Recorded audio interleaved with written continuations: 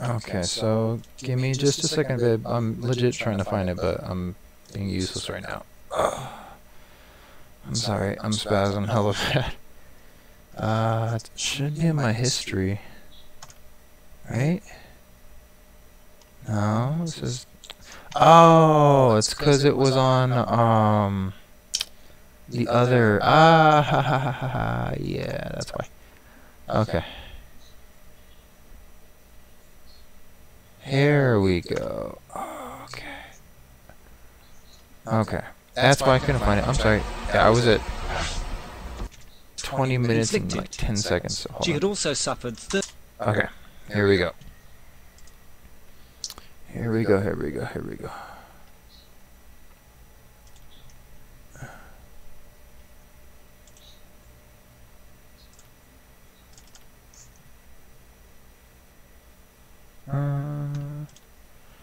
Okay.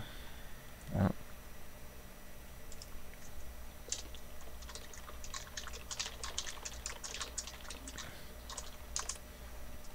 Okay. 3, 2. Or where'd it go? No, damn it! No, come here.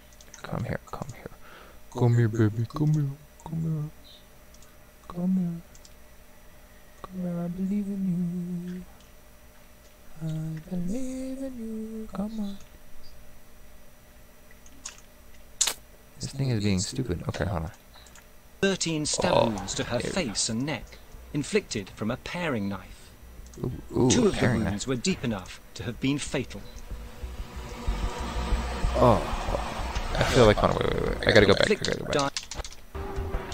Alright. Couples who kill. Here we go. Went back like 30 seconds, babe. Sorry.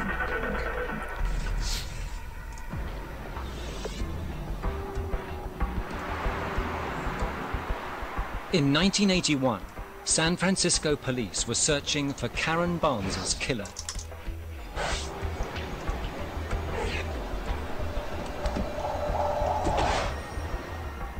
The pathology report confirmed that Karen had died from a fractured skull after being bludgeoned several times with a skillet.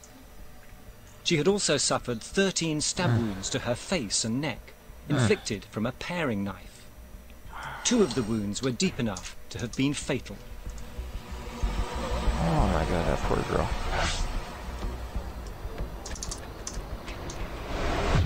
Investigators tried to find out more about the couple who had moved in with Karen, but the hunt ended in frustration. Okay, can you hear me, babe?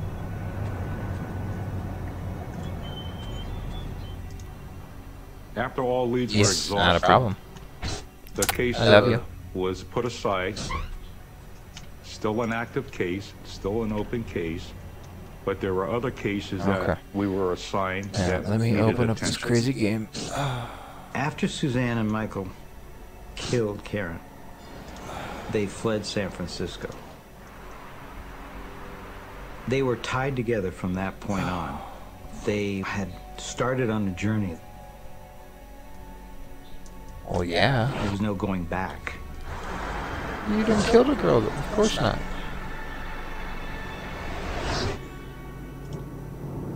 On March the 23rd, 2 weeks after the murder, Suzanne and Michael arrived in southern Oregon.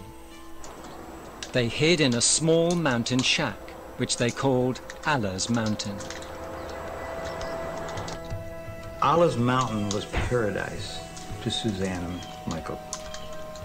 It was a paradise with tall trees and a beautiful cabin where they could be together forever and grow all the dope they wanted to. In reality, it was a terrible, hideous shack. They called themselves Muslim assassins, and they prepared to wage a jihad against witches and evildoers. Oh wow. Karen was the first. Now they were going on. They were going to kill as many witches as they could. But Suzanne had another motive. Susan was very afraid of losing Michael. She had wrapped her world around him, her religion, and this belief system. And outside of that, there was no place for her to go.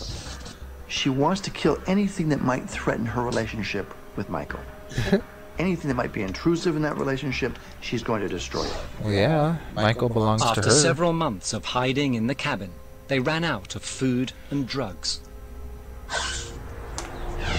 Michael hitched back to LA to look for supplies, while Suzanne stayed behind in Oregon.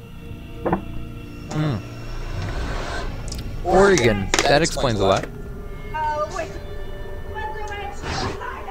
When Michael returned a few weeks later, Suzanne was starving and delusional. Her visions revealed witches everywhere.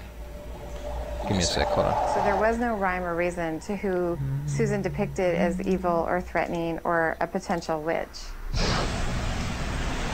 There we go. When a ranger evicted them from the cabin, they headed south and stayed on the move to avoid capture. On May the 22nd, 1981, they hitched a ride. The driver let Suzanne and Michael stay in a treehouse on some land he owned in the Ventana wilderness. A few days later, he regretted his decision. Susan developed this almost manic smile or laugh, and she would laugh or smile in the most inappropriate moments. So even their manner of speech and so on were becoming very, very bizarre. And so I think people just were finding them to be off-putting. When the man ordered them to leave, Suzanne and Michael took their revenge. Suzanne says, you need to confront that person. We can't be thrown out of this place like this. They robbed his house. Suzanne said, Michael, here is your reward for earning your wings. Your reward. Ooh. An angel of Allah. Here's a gun. I'm gonna pause it real quick. Hold on, give me a second. The stream looks like it might be glitching a bit, so I'm gonna lower it just a tiny bit, and I'll be right back. Hold on, don't go nowhere. Okay, baby. Give me just a second and I'll start it up again. I gotta get this going real quick though. Oh, God, I'm hurting bad. Okay. I'm gonna need water walking. I need speed. I'm also going to take... I don't like that. I don't like that at all.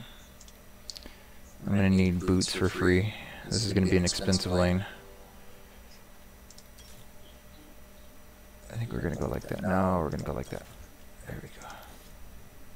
I need boots, I said. There we go. Thank you.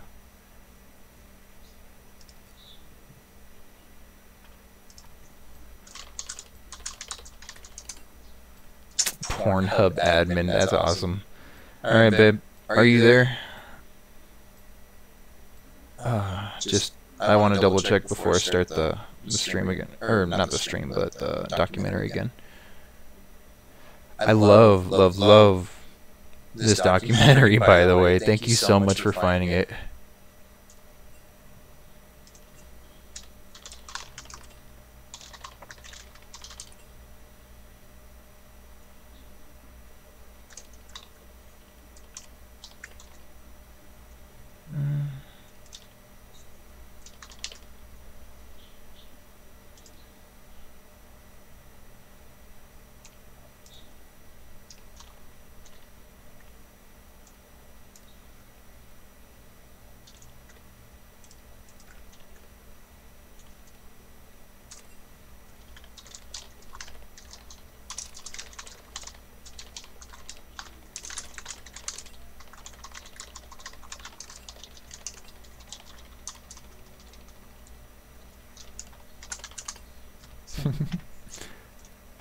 Okay, yes you are. Thank you.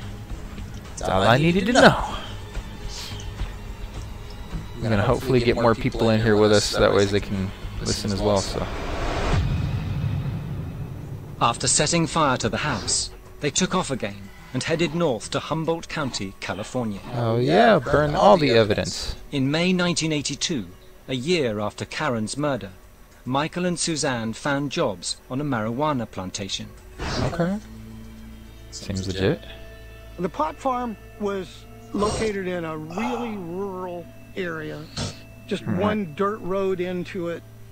It was just heavily wooded with little areas cleared where they stored their pot growing supplies. Suzanne and Michael hoped to blend into the secluded outlaw community.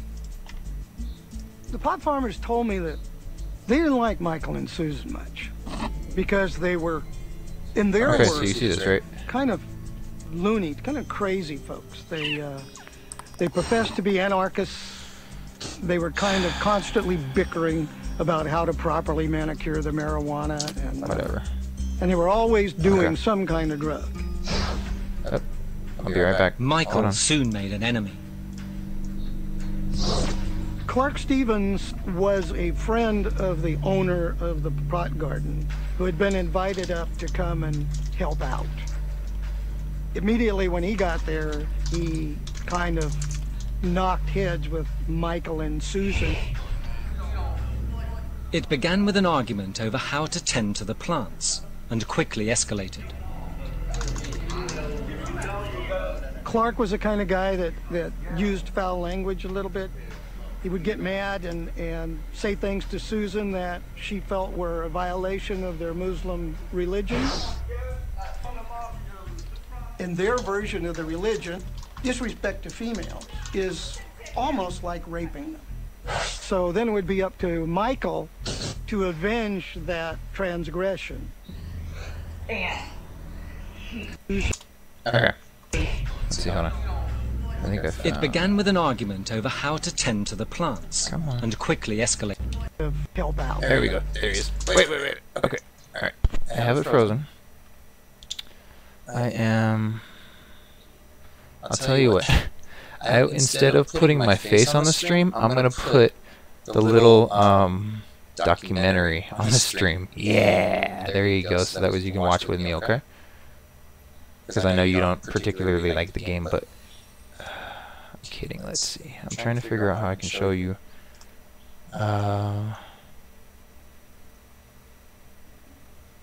Right? These people... Hold on. I know. Hold on. Wait. I'm trying to actually show you, though. Hold on. How can I? Oh, it's not letting me.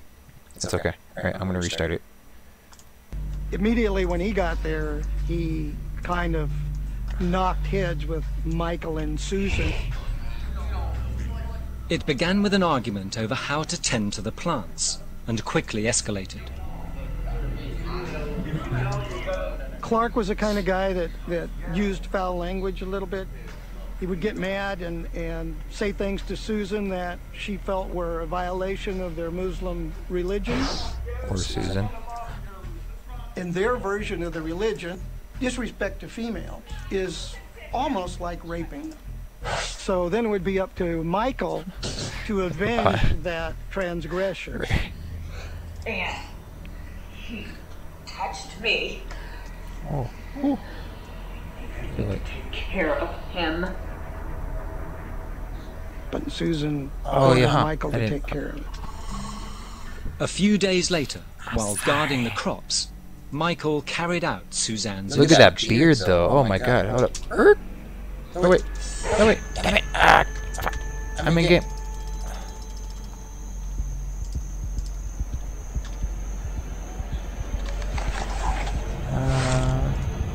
I'm gonna need that. That.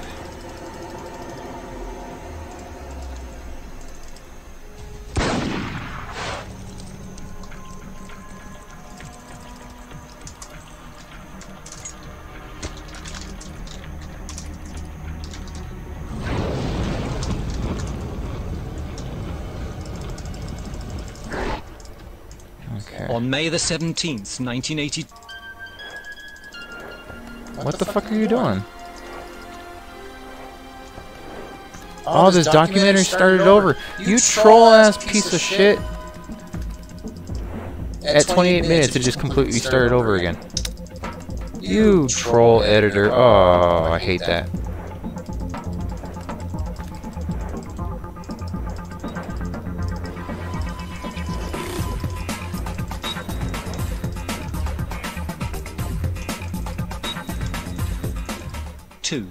police received a strange call from the plantation.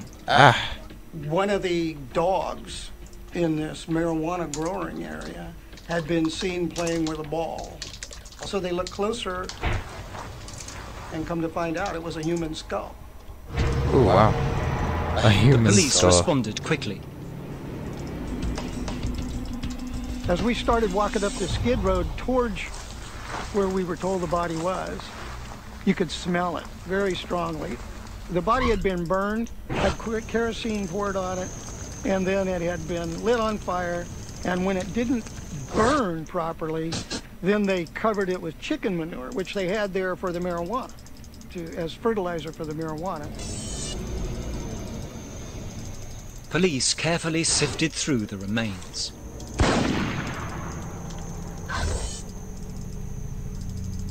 We could see some bones sticking up. And then, underneath where a lot of the bones Fucking were, shit. we found his wallet. And so we had his ID, we had his picture. I feel like I'm just trolling right now. Like, I'm level fucking 1. Oh my god. The This is post-mortem so bad. confirmed the victim's identity. A bullet fired from a .38 caliber Smith & Wesson was also recovered. Clark Stevens had been found. Once again, Michael and Suzanne No, fuck Carson that. had vanished. Like, I'm way behind. I'm not helping. I think they're mean people.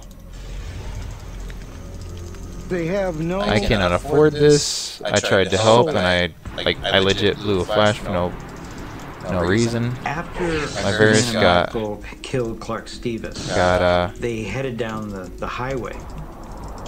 a kill, They but escaped to Trinity County, California. The following day, they panicked when they encountered the Okay, county I gotta go sheriff's back, it's not search and safe. rescue team who were looking for a lost hiker. Michael and Suzanne can thought go that back they to this, though. were after them for the murder, so they dropped their packs and bolted down the hill. They thought the police were hot on their trail. They weren't. Michael went towards L.A. Suzanne went deep into the forest. oh god. Oh, he's going deep. He's going deep. He's going deep.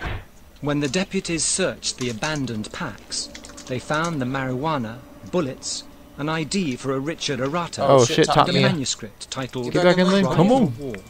Go, run. I need you to kill shit so that way I can safely farm. The Thank manuscript you. was an anarchist's battle cry. There's a Yes, whole I want culture of this folks out XP. there that hate the government, hate the people. Okay, thank you. Killing doesn't mean anything to them as long as they're justified in their own personal feeling. Michael Baer had written Cry for War.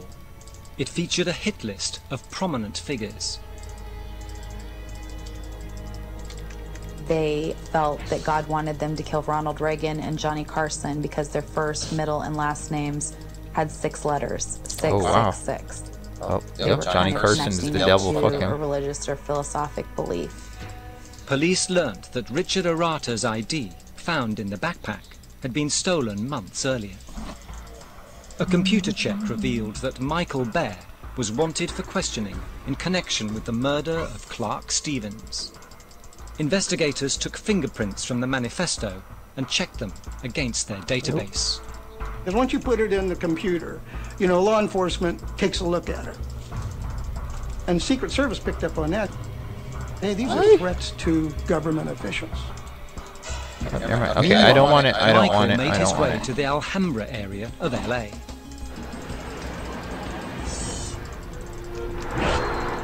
There, he was mistaken for someone else. He looked like a rape suspect they were after. Rape suspect? Oh shit.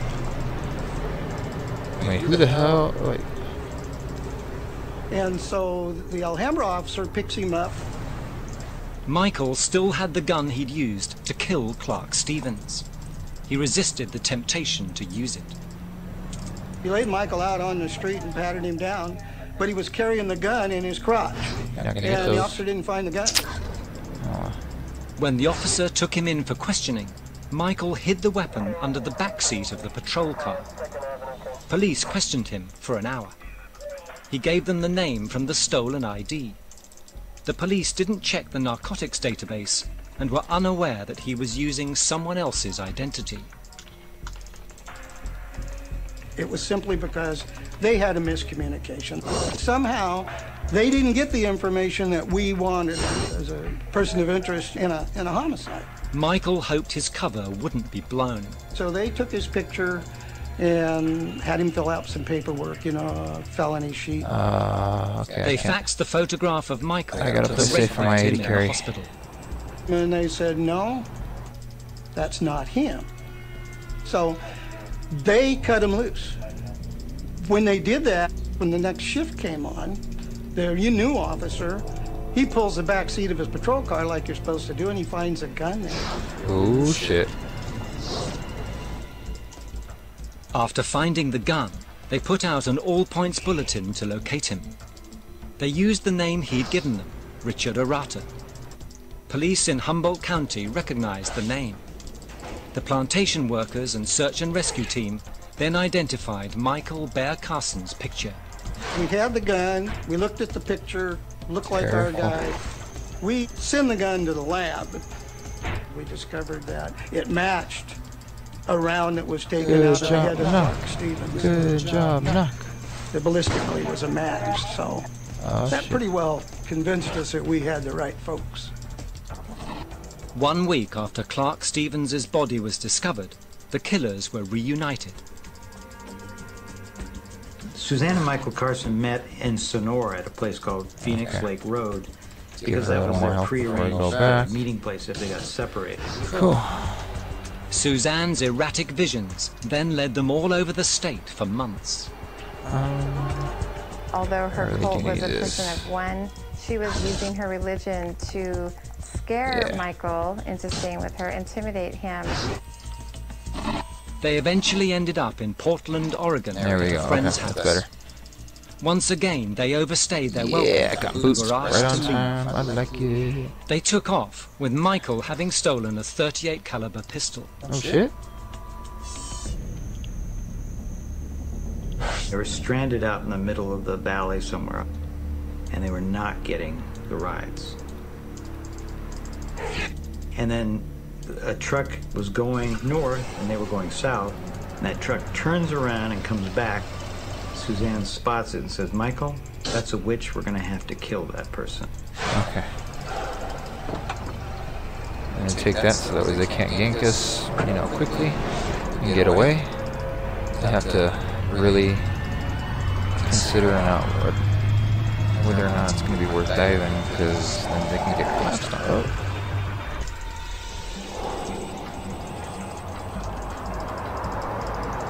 Okay. In 1983, police in San Francisco and Humboldt County, California, were searching for serial killers Michael and Suzanne Bear Carson. They were on the run, primed and ready to kill Varys again. is playing wonderfully. It's just they hit level 6 because of that early realm. Susan and Michael are somewhat different than other serial killers. My nocturne, Most and I should have just serial trying to killers protect my tend to be sexual predators. We're seeing my some 80 differences carry. here. These people were not But predators that's okay. in that they were So, looking specifically for people to kill. I'm gonna come get this. They killed because the acts were spontaneous. They're opportunistic. Michael and Suzanne headed north. Let's see, I'm gonna get this. They as hitched well. a ride from a trucker called John Hellier. Immediately, Suzanne and Michael started having arguments with John Hellier as they drove north. Come on, baby. Come on, baby. Come on. John was listening to country music. Suzanne hated country music. Then John rubbed his leg against Suzanne. So as they get up to the freeway interchange, Suzanne moves forward, looks at Michael. Michael understood what Suzanne wanted him to do. Shit.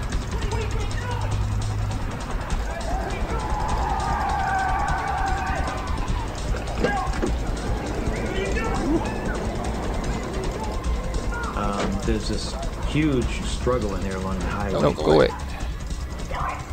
It's a huge scene. It goes on for about 10 minutes. Okay. That was a good roam. take it down here and just drop that, just so that way if we get After they killed chance, John Hellier, it'll give them Suzanne something takes to the wheel of the victim's car and they chase start after. driving north. Witnesses called the police as Michael and Suzanne sped down the winding road through Sonoma and into Napa County. The police had picked it up on the radio, so there's this pursuit through 2 counties. Just over the Napa County line, Suzanne lost control of the truck and crashed into a ditch. The pair fled into the woods. The police quickly caught up and arrested them. I should go back and Their get true boots, but I'm gonna identities stay with were my later carry discovered. because he's alone right now. So I don't want him to. Secret Service. And I said, hey, Hill, remember we talked about that cry for war thing and those people that were wanting to kill the president? And he says, well, that name Bear, Michael and Susan Bear just got arrested, and that's a name they're using in Santa Rosa. Oh, I was elated. I felt like I had just been hit by a ton of bricks. You know, I had just completely idolized my father and thought he would be coming back any day and everything would go back to the way it was. At their pre-trial hearing, Michael admitted to killing Clark Stevens and John Hellier, but claimed self-defense. Suzanne refused to say a word in court or to her lawyer. Get this very for unusual. Rome. I've never had a case like that before or since where the person who could speak this for my Varys. just refused to speak. Michael evidently was concerned about what he viewed as the lack of proper publicity that they were getting because they were in sort of this relatively small town, Santa Rosa. It's about 50 miles north of San Francisco. Wait, hold on, I need to listen to that one more time. It was a city. Suzanne refused to say a word in court or to her lawyer. It was very unusual. I've never had a case like that before or since where the person who could speak just refused to speak. Michael evidently was concerned about what he viewed as the lack of proper publicity that they were getting because they were in sort of this relatively small town, Santa Rosa. It's about 50 miles north of San Francisco. Get a safe word. The San Francisco Chronicle Get a safe eventually word, picked and up then the story. GTFO appeared on Michael scene. then confessed to the San Francisco murder 2 years earlier, hoping it would lead to publicity. And a San Francisco police inspector, homicide inspector, saw that, and they had an unsolved case in the Haight-Ashbury district. And between the things that Michael said and the facts that they knew, they connected this up. San Francisco investigators interviewed the couple. Michael agreed to confess to Karen Barnes's murder in exchange for a press conference. And shit, that did nothing. Absolutely. Oh, got him though. They expected to be rewarded for killing Karen, because in their minds, Karen got him, was coach. a powerful witch in San Francisco. Fuck it. I do not play with your bullshit. They needed to be rewarded. As the cameras rolled, Michael gave a 6-hour rambling sermon on his religious beliefs. Evil doesn't create. Good is creative, and evil is like a parasite or a leech that it can't create. Let's Ari ahead real quick. Copy. That's why powerful evil people are always attracted to Suzanne. Michael was adamant that Karen was a witch. The reason why they killed Karen is they felt that Karen put a hex on Suzanne. And with that hex, Suzanne was losing her beauty. This is beautiful. I love it. Michael admitted to bludgeoning Karen with the iron skillet. And you did? Oh. But there were 11 other stab wounds. Oh, so good. The only person that could have done that would have been Suzanne. On October the 23rd, 1983, psychiatrists ruled that the couple were fit to stand trial for the murder. I don't believe that Michael truly believed that he was defending himself against witches. Susan believed in her own mind that symbolically what she was doing was defending herself against witches because of her delusions. We're not talking about being insane. She knew right from wrong. She knew it was wrong to kill these people. In June 1984, the trial for the murder of Karen Barnes got underway in San Francisco. I think I'm gonna get this for Rome again.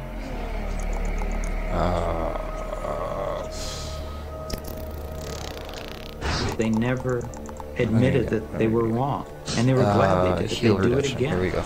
I'm going to need this eventually. On July the 2nd, 1984, we're going for it. they were convicted and sentenced to 25 years to life.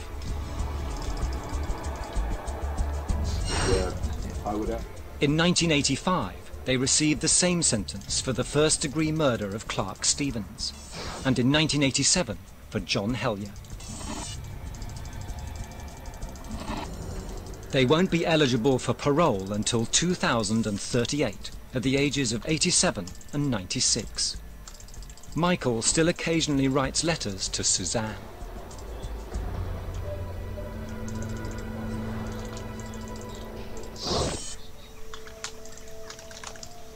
Oh, I am a fucking god. Oh, I am so good. Oh. He took this other direction. We are very plainly and simply going to win this because I am going to will us into a fucking victory. Oh. People don't think about the relatives of the violent offender. But the child of a criminal is a criminal victim too. For a long time I felt anger and I felt hate. Right now I just feel sadness. Shit, I missed that though. Oof, ouch. It was the combination of Suzanne and Michael together that created a killing team. Michael needed a leader. Suzanne needed an angel of death.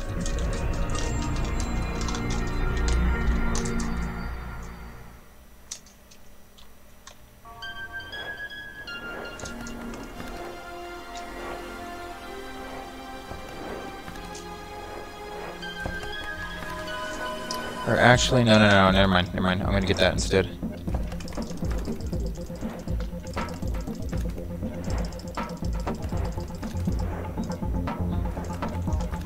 I gotta get vision out here. Here we go, boys.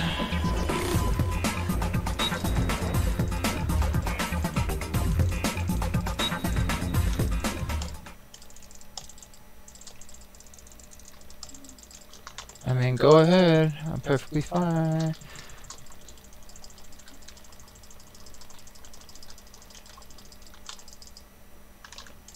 Nope. You don't go nowhere. You don't go nowhere. I said, you don't go nowhere. You don't go nowhere. Oh, so good. Oh, so fucking good. Thank you. Thank you. Thank you. Woo. Like, I mean, I wish I had teammates who play like me, so that way, you know, all my games would be wins. Just, oh, absolutely beautiful. Oh, I'm amazing.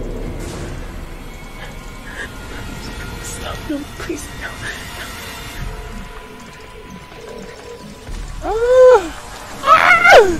Please no, yes, please no, yes, please no. Woo. Oh, damn, that yes. On July 25th, 1984, San Francisco police received a distressing call. 911, where's your emergency? Harvey Dubbs, his wife Deborah, and their baby son Sean have vanished. Oh, Varys legit did the smart thing. Investigating missing person cases, we'd never had an entire family reported missing. Hey. It was very suspicious, especially the circumstances under which they disappeared. Harvey had video equipment, sophisticated video equipment that he used as a side business. No, sorry, not. The last person who ever spoke with Deborah Dubbs, or any of the Dubbs family, was a neighbor and good friend of Deborah. And on a telephone conversation, she said that someone's coming over to look at Harvey's video equipment tonight with the idea of renting it.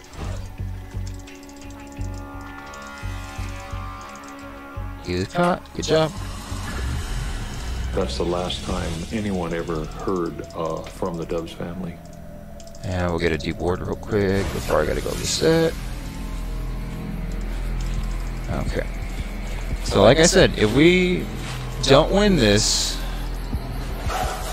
Oh, shit. No, that's not the smart play. It's not the smart play.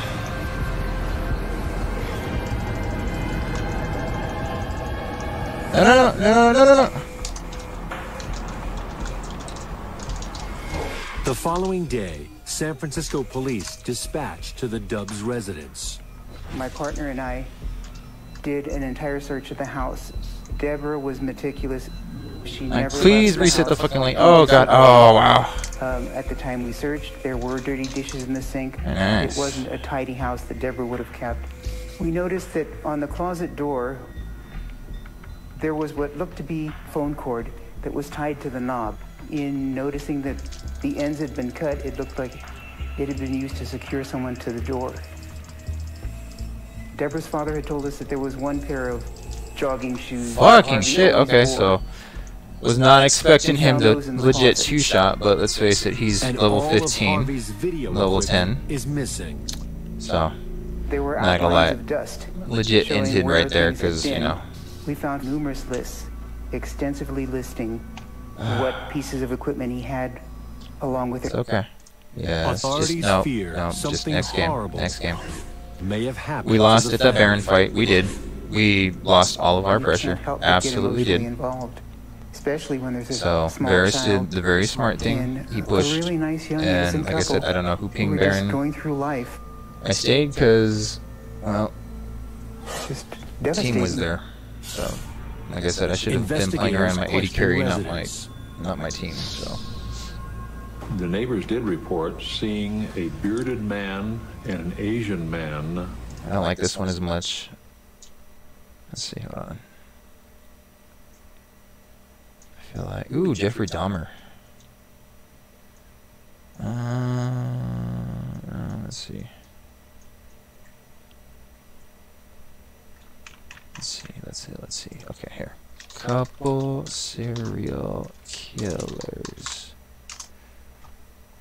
I'm gonna give that to Varys because, yeah, legit, he was the only one who technically played well. Serial killer couple, Barbie doll killers. Here we go. A serial rapist strikes in a suburb outside Toronto, Canada. The nature of the beatings, what the victims had endured, clearly told us that we're dealing with a sexually sadistic offender. Years later, a serial killer brutally targets young girls in another Canadian town. It was gruesome. Who could kill a young teenage girl and dismember her body?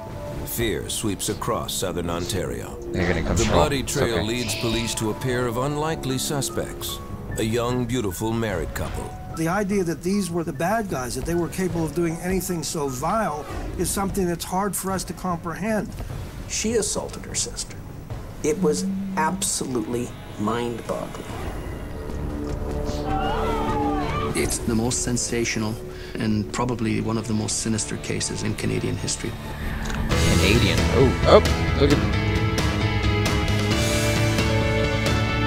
So first off, this is a Canadian serial killer couple.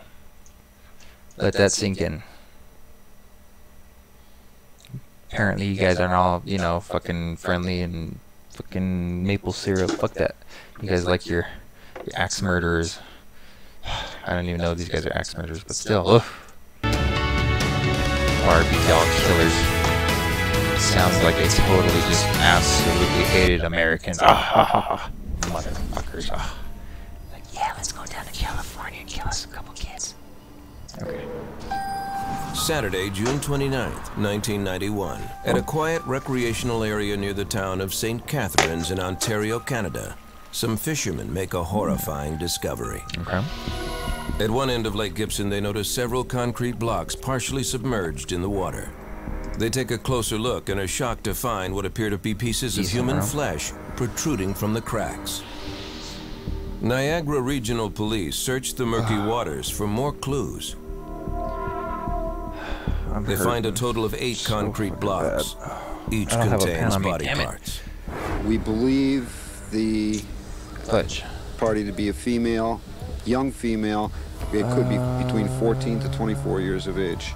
The victim is identified as 14-year-old Leslie Mahaffey from the nearby town of Burlington. She had been missing for 2 weeks. The same day her body is found, a young couple exchange wedding vows 16 miles away in the quaint town of Niagara-on-the-Lake. Their fairy tale wedding is complete with a horse-drawn carriage. at face value, it was a beautiful wedding, but if you talk to the friends and the relatives, everybody knew that it was just a big charade. Okay, real quick, that said, babe, is it still streaming okay for you? Is it buffering like crazy or no? I might go Braum just to block that misfortune ult. So depending on what my carry goes, that might be the choice, or the choice I make. But let's see.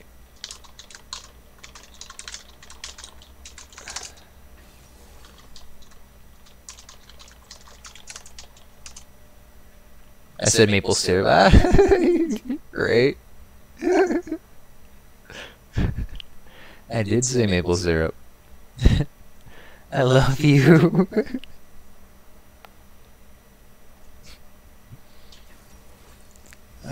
No, it's playing good? Okay, good. Alright, I love you. I'm gonna put this back up. 21-year-old Carla Homolka and 26-year-old Paul Bernardo appear to be the perfect couple.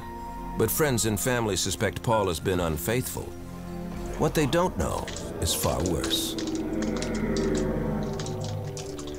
April 16th, 1992. Less than a year after Paul and Carla's wedding, 15-year-old Kristen French goes missing from her hometown of St. Catharines. Santa or Dragon Slayer? 2 weeks later, on April 30th, 1992, Kristen's parents' worst fears are realized. A man searching for scrap metal finds the body of their daughter in a ditch on the side of the road in Burlington.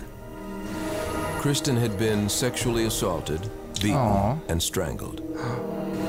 Her body was dumped less than a quarter-mile away from the cemetery where Leslie Mahaffey was buried a year earlier. Police consult with FBI profiler Greg McCrary. They suspect there may be a connection between the two young murder victims. Those crimes are very unusual, to abduct and murder young women.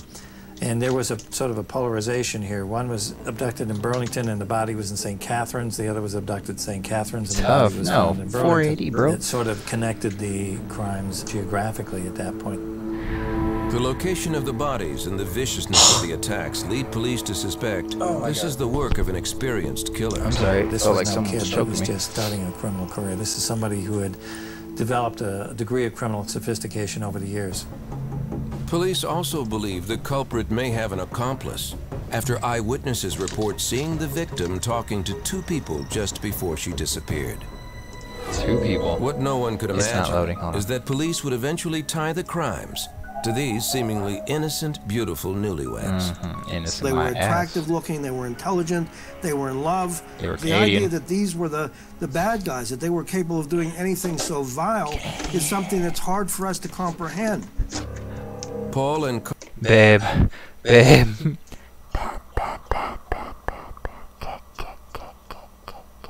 See, I told you, see, serial killers, fucking maple syrup, total, yep, yep, absolutely. That Illuminati confirmed, I'm sorry.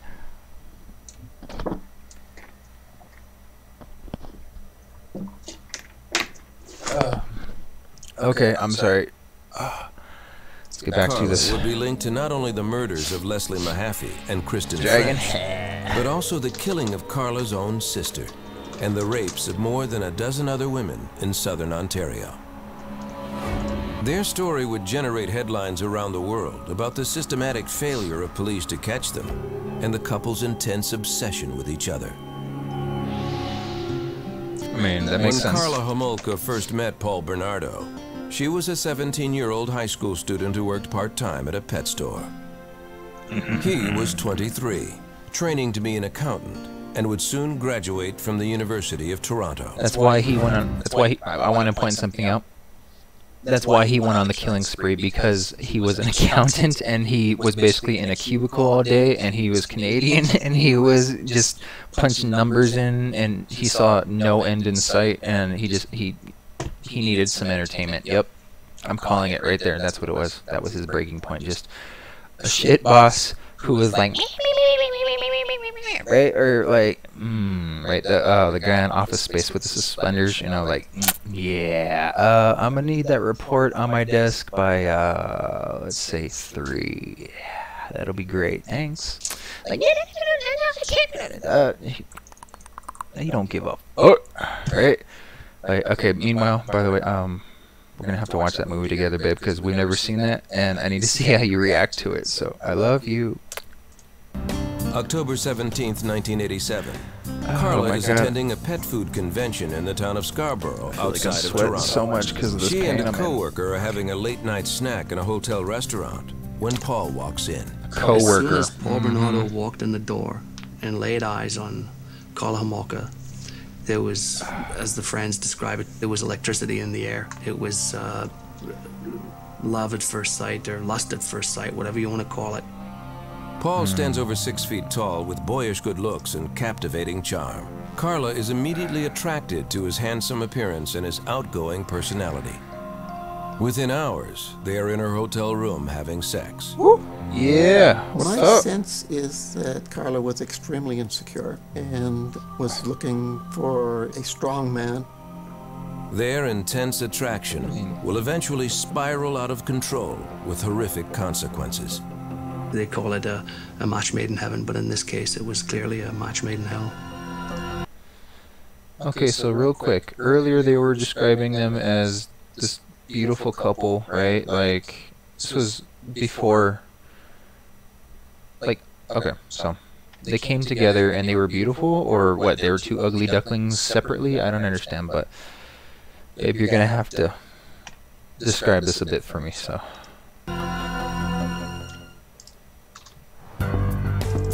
October 1987. When 17-year-old Karla Homolka first met Paul Bernardo in Scarborough, Ontario, it was lust at first sight. Lust. Carla believed 23-year-old Paul was the man of her dreams.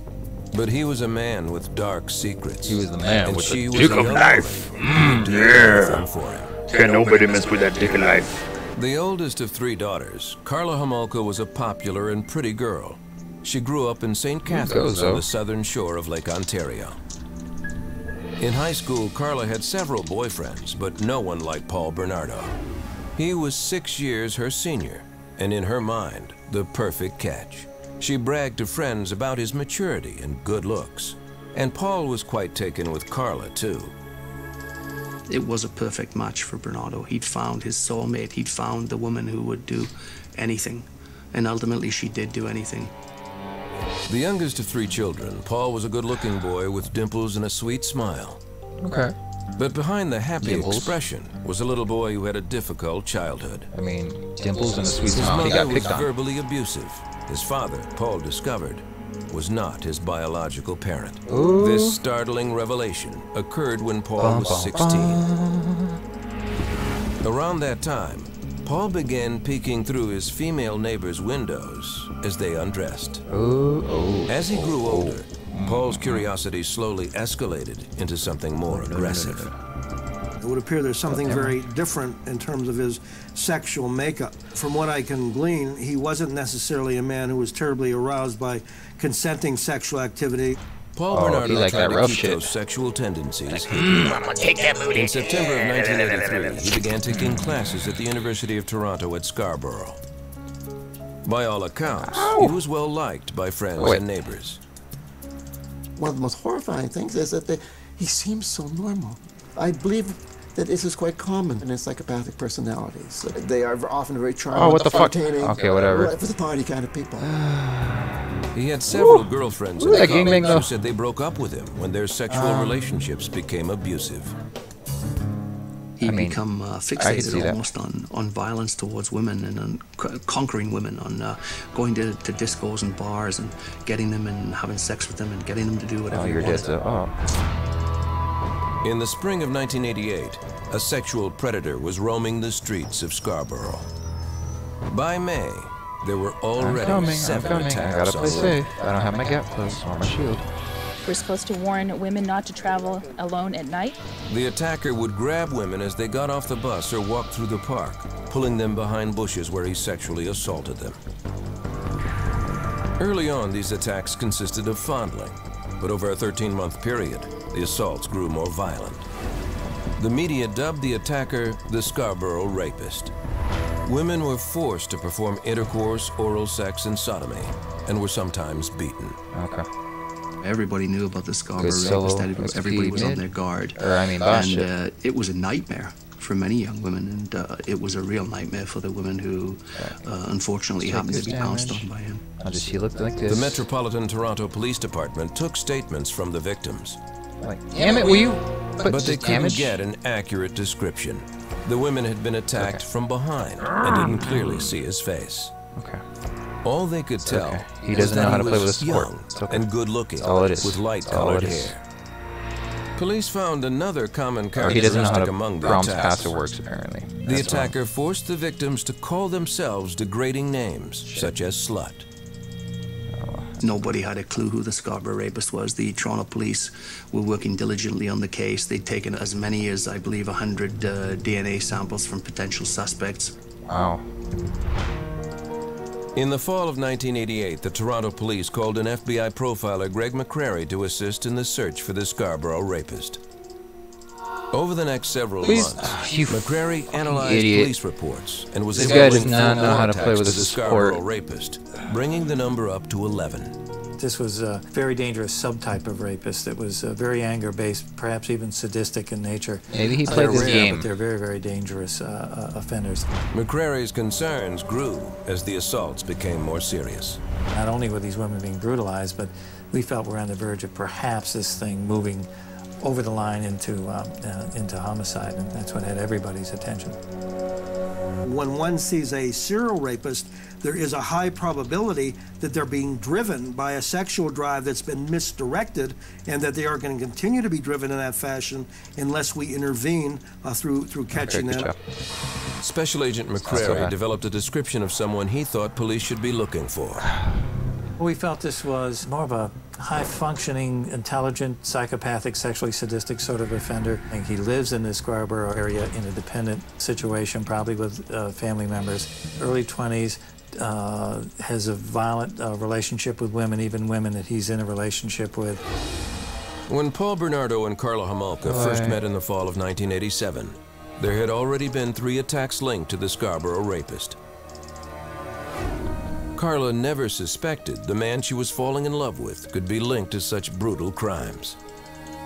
At first, Paul Bernardo showered her with flowers, with gifts, and treated her really well. He was a considerate person. He was a considerate lover. He was a nice guy.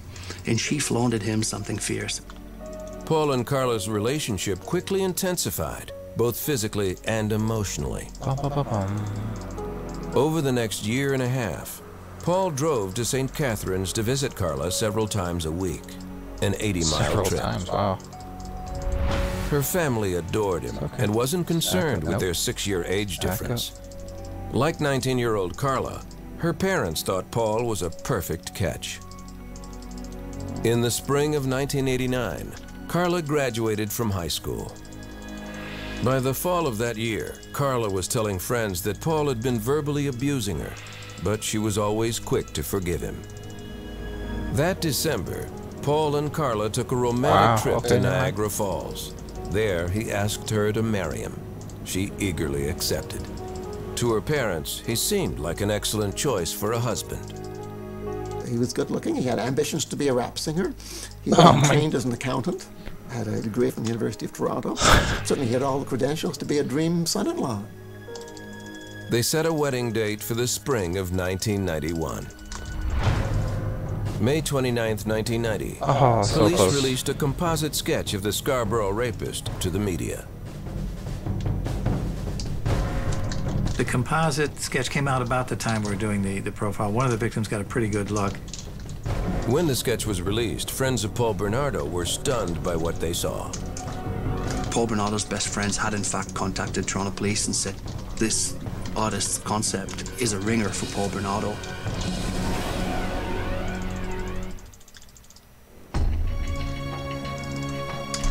During the summer of 1990, a serial rapist is terrorizing the Toronto suburb of Scarborough.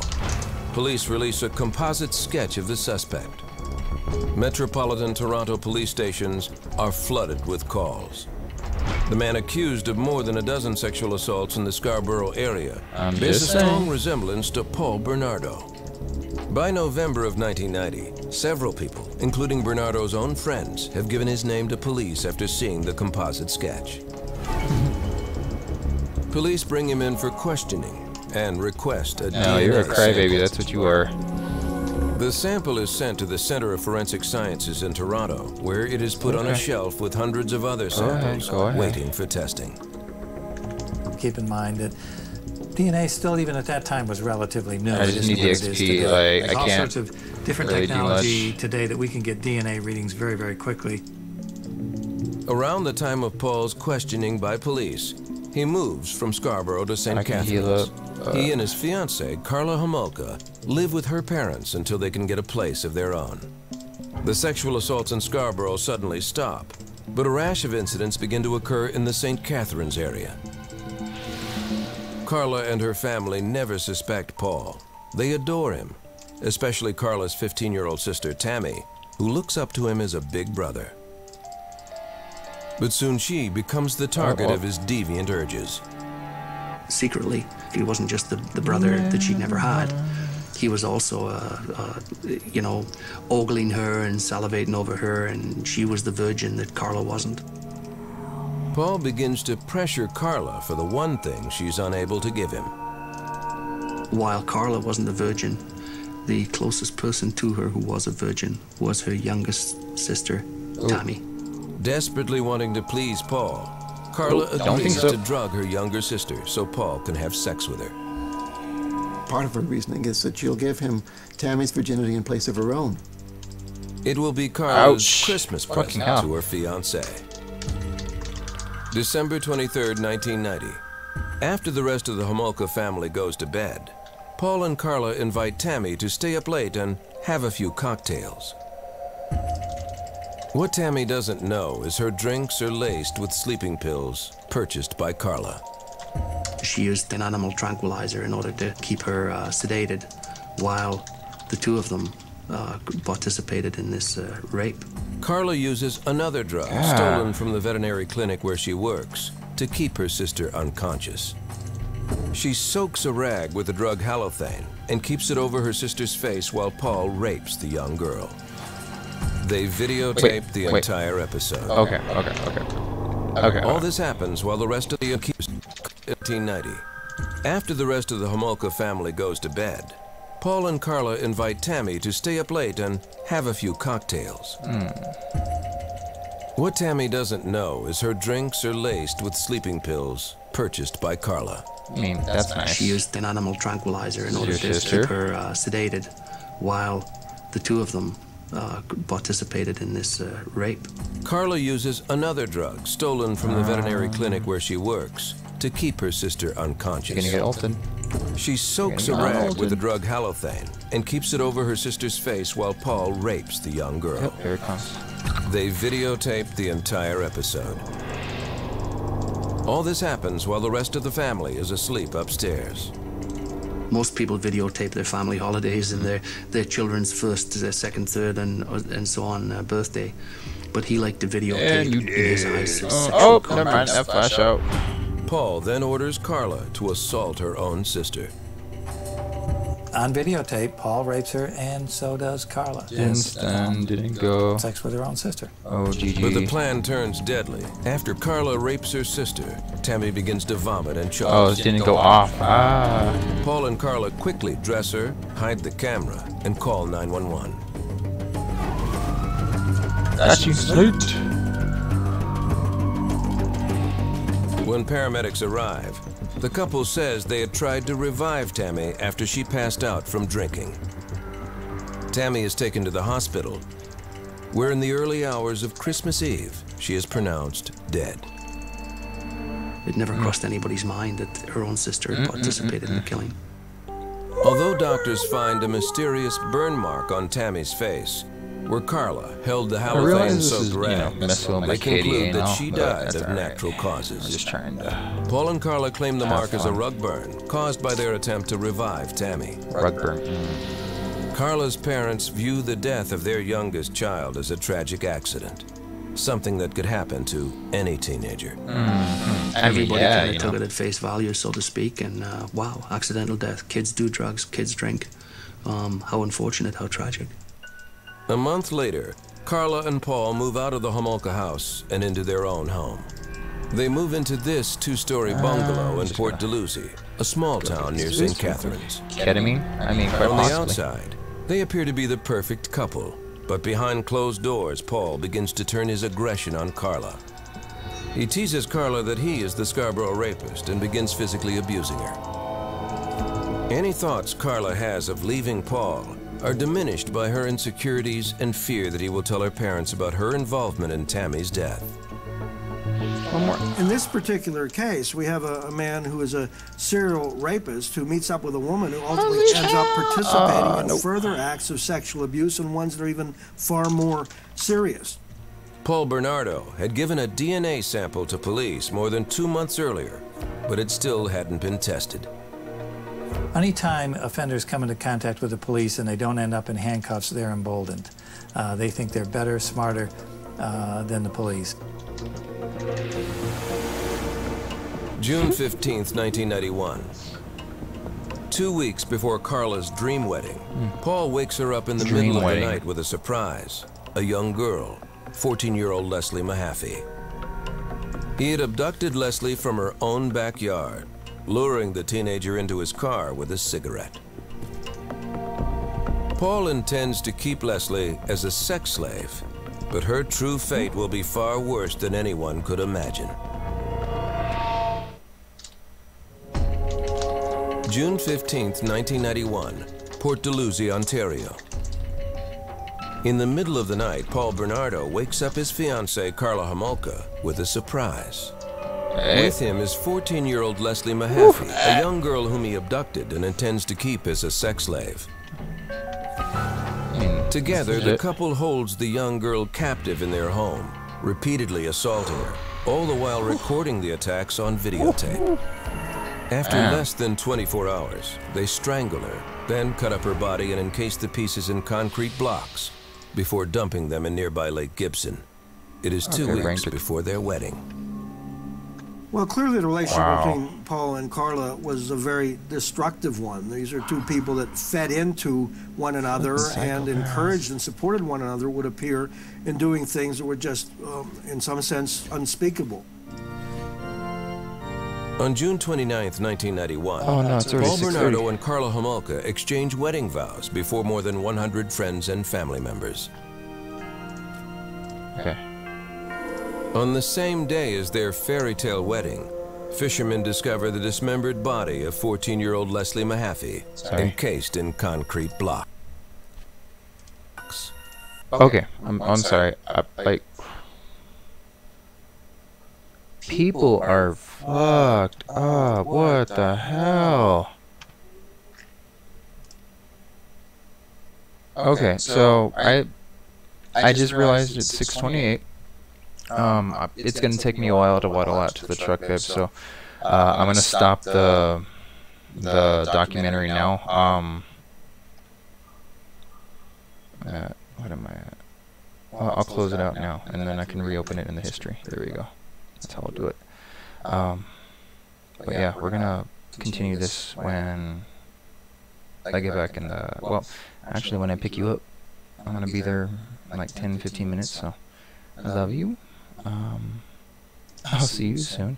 These people are just, like, I can't, you know, I really can't fathom that people are literally that sick and twisted, you know. But I don't, because it's like one of those things. It's like you're brought up in a good home, a good family, or is that just what everyone's told? Like, oh no, we give him everything, you know, but secretly, you know, Uncle Jimmy's been touching him for, you know, a decade. You know, he's getting passed around in the friggin' garage, you know, or, you know, friggin' her parents sold her for friggin' smack, you know, so that way they could run their, you know, I don't know. People are crazy. I'm just saying, you know. Can't necessarily blame it all entirely on just the guy or the girl individually, like, but according to all of these documentaries, like, these psychopaths grow up in the perfect picturesque family, like, before they go on their massive killing sprees. And I don't know, like I had a good childhood, but I got my ass beat for no fucking reason. Like my mom and my pop, right? They deny it now, but like my brother was yelling this shit in the street, like, Yeah, you did mom beat us when we were younger. like absolutely, and you hear them arguing in the front yard, right? So everyone can hear. So that's whatever. But my family's crazy. But yeah, babe, you know all about that. I love you. But I will. It's 6:30 now. I'm taking off. I'm going to be. I'll be at the shop here in like 20 minutes because it's going to take me a minute to get out to the truck, like I said. If anyone else is out there, please hit the subscribe button. I forgot that this is YouTube. I'm trying it out, like legit. I got brand new channel. I'm going to be doing a grind to gold. Thankfully, Riot is having a shit time with their servers because that loss prevented totally could have been a win. Skarner, like I said, they had four AD. You just stack armor and health, and late game we're gonna run all over them, right? I have the perfect kit to deny Yasuo and Misfortune, right? It's just like those early deaths, and after Zoe went level 2 DC and Skarner rage quit, like I just, I quit carrying, because like that Skarner said, if you don't, what did he say? If you don't quit right away, like you're reported or some shit like that, right? Like it's like, oh yeah, that's nice. But oh man, I'm gonna have to make just like a montage about all the crybabies and